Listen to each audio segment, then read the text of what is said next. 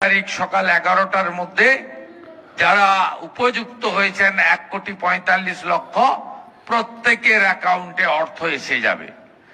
এরপরেও মহিলা মোর্চার দায়িত্ব যে উপযুক্ত মহিলা যদি বাদ চলে যায়, আমাদের যে পোর্টাল, সেই পোর্টাল দ্বিতীয় কাউরের কাছে এসে যাবে।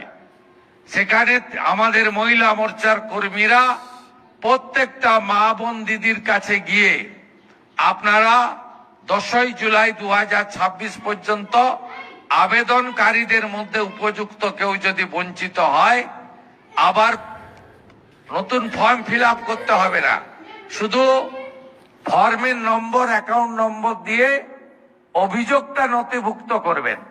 আর যদি দেখেন যে বিরাট অর্থশালী লোক মাসে 5 লাখ 10 লাখ রোজগার করে, তিনি পেয়ে গেছেন, তিনি তো পাওয়ার উপযুক্ত নন, তাকে বলবো সারেন্ডার করতে।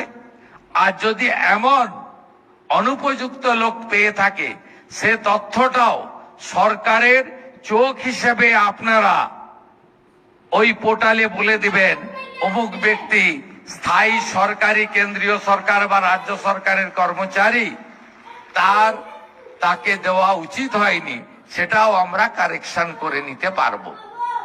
সরকারটা আপনাদের। অন্নপূর্ণা যোজনা আমাদের কমিটমেন্ট, 35,000 কোটি টাকা তো বাজেটে রেখেছিলাম আমরা, 36,000 কোটি, তাতে হবে না।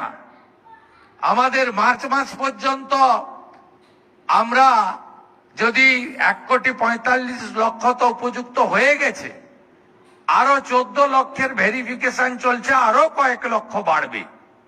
আমরা হিসাব করে দেখেছি যে 48,000 কোটি টাকা বছরে এই খাতে আমাদের খরচ করতে হবে।